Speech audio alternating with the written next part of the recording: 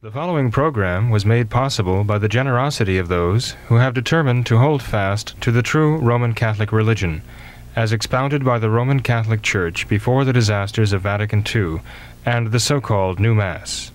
Hello and welcome to a special short edition of What Catholics Believe. Father Jenkins, in this program I'd like to discuss just for a moment this topic that we covered in our last video concerning lying, and I thought that we could perhaps make an attempt to clarify things a little bit more, because there was some confusion after the program.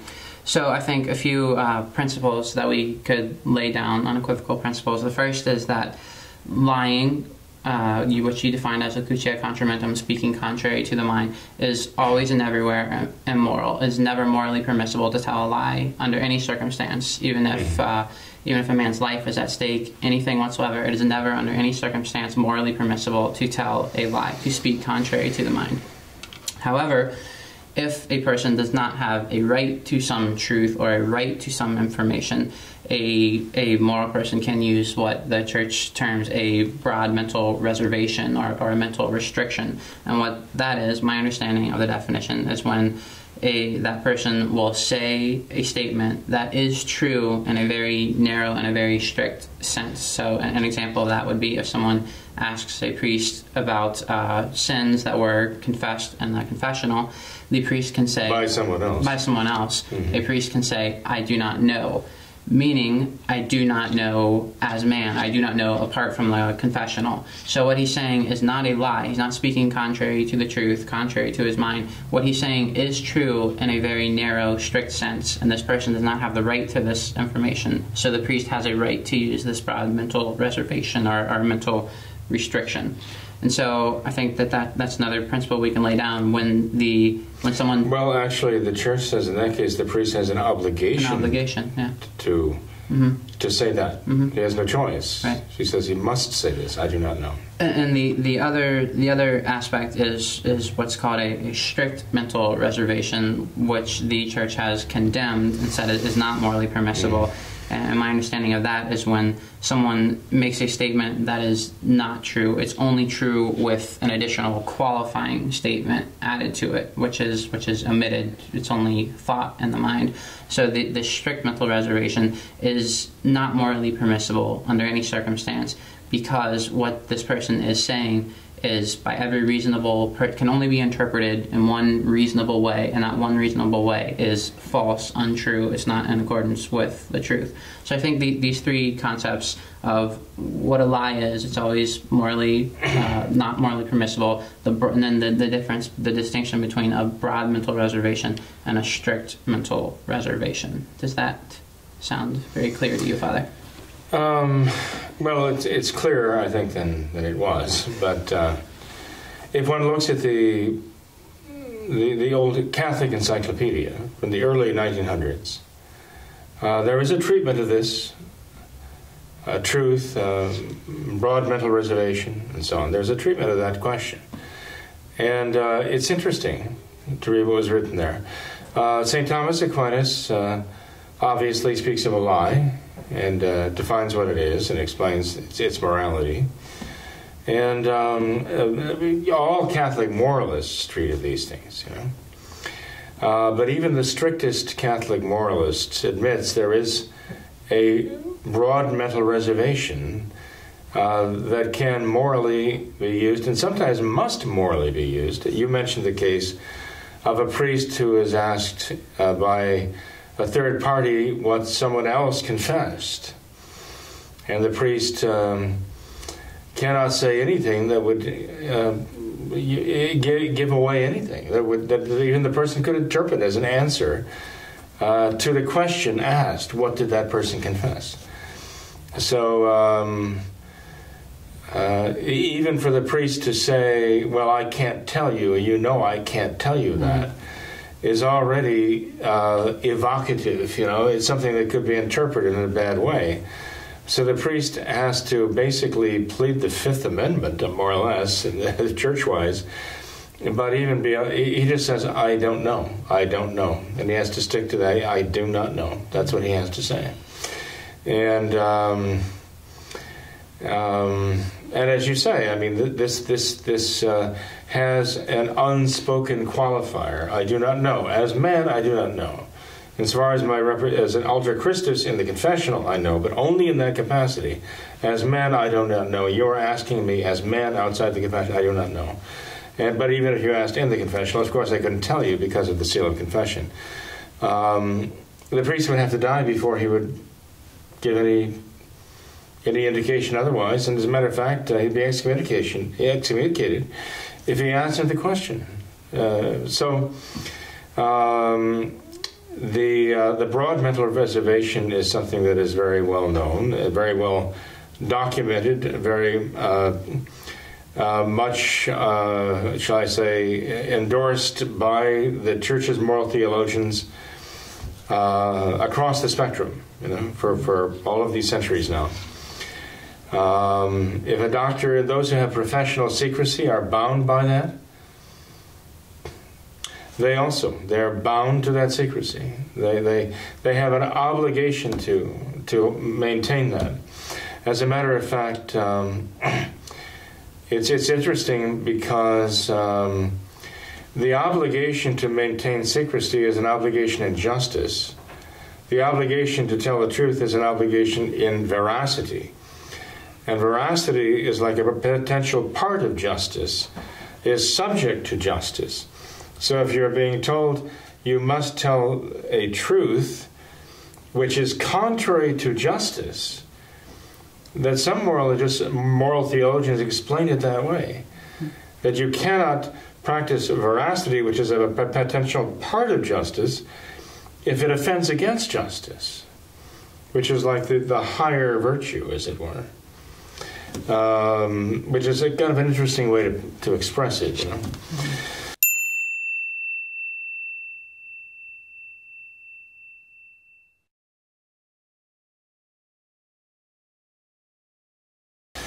But in any case, but one thing that was not explained here is what a strict mental reservation. We didn't give an example of a strict mental reservation, and we didn't give an example of a lie showing that it's always and everywhere wrong. Now, as we were discussing at one point, not long ago, we discussed the case of the Egyptian midwives, who back in the time of Pharaoh, in the time of Moses, actually, were ordered to put to death the Hebrew boys. Who, if a Hebrew woman gave birth to a boy, the Egyptian midwives were ordered to murder the child. But the Egyptian midwives, in fact, would not murder the Hebrew children. And they disobeyed that command. And later on, when they were asked, why are these Hebrew boys being born when you are under orders to kill them? And they gave an excuse which was not true. They said, well, they bring these children into the world faster than we can get there, or something to that effect, to kill them, right? And Challoner comments on this, as you pointed out not long ago, by saying it was a venial sin for them to tell that lie, because they were trying to tell a lie to explain why these Hebrew children were alive. Now, they weren't actually telling a lie to save the children's lives. The children had already survived and not been killed when they were born. So it wasn't as though they were telling a lie to those who had come to kill the children.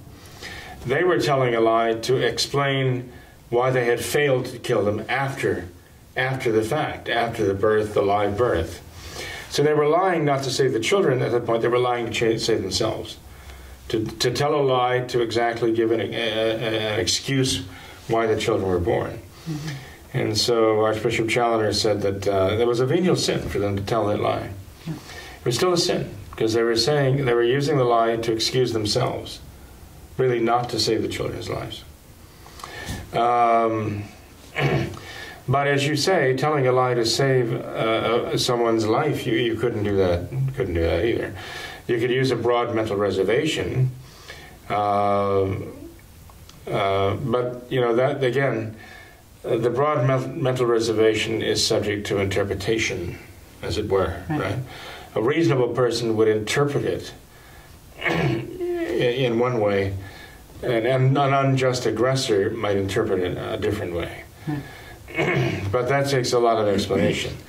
In any case, the point of this all is that the commentary, Archbishop Challoner's commentary on that particular part of sacred scripture in the book of Exodus, says that the midwives were guilty of a venial sin. Mm-hmm. They were rewarded by God for saving the lives of the Hebrew children. But they would not be rewarded by God for lying their way out of it. The gist of this is the following, that if they had the courage to defy the orders to kill the children, that really they should have had the courage to tell why, that they simply would not kill these children, period. Not that the Hebrew women just delivered the children faster than they could kill them. Mm-hmm. Okay? And so it is with us. I mean, if we are going to have the courage to do what is right, we need to have the courage to stand up and say why. And not to find some lying excuse for it. Sure. Now, as far as a strict mental reservation, one of the texts we read recently had to do with a man who withheld his consent to marriage. He spoke the words of the marriage vows, but he would not consent to them interiorly. So he had an intention contrary to the marriage vows that he was making the marriage invalid. And that is certainly a lie. If he's saying before God and man, I take you as my lawful wife to heaven, and he's withholding his intent, that's a real locutio contraventum. That's a real speech against one's mind, right? And later on, at the proceedings to determine the validity of this marriage, that man was asked, according to this case we were talking about, that man was asked, did you say these words? Meaning, did you actually pronounce these words of the marriage vows? And he said, no, I did not say those words. Now, that was a bald-faced lie. He had actually said those words, but he was, you couldn't even say he was implying this, okay? He wasn't implying that he said them, but he didn't mean them. He just said, no, I never said those words. That is what was denounced as a strict mental reservation. There were actually some Catholic moral theologians who said that that was acceptable.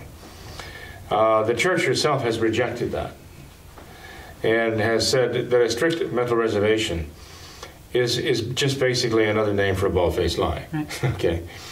And the truth would have been for him to say, well, I said them, but I didn't mean them. That's not what he said. Right? Mm-hmm. And to say, no, I never said those words, there's really no other reasonable interpretation to what he said there, that he says he didn't say them, and the fact is he did. So it doesn't qualify as a broad mental reservation that is open to a reasonable interpretation or qualification, right? So anyway, I don't know if that helps or not, but it's just a commentary on what you've said. Yeah.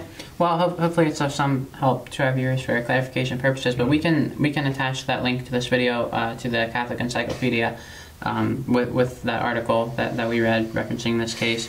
And also, I know you had some other sources of Catholic theologians that we could perhaps recommend. Well, there are some very well-known and standard Catholic moral theologians approved by the Church. Prummer, Merkelbach, Capello, and others who are very highly respected and endorsed by the Church, that what their teaching is not contrary to faith or morals. Right? So to read what they have to say can be of great interest. I think at least Dominic Prummer, O.P., a Dominican, would be a good source to consult in a case like this. The problem with the broad mental reservation is that it's very easy to misunderstand, very easy to misapply, and very easy to misuse, abuse, right? So one has to be very, very careful about that, right? Sure. But that doesn't mean that it doesn't actually have a place in Catholic moral theology, because it does. Right. Well, thank you, Father. Thank you for the clarification. You're welcome, Tom. Thank you. Yep, no problem. Take care. Thanks to all of our viewers as well for watching this special short episode of What Catholics Believe.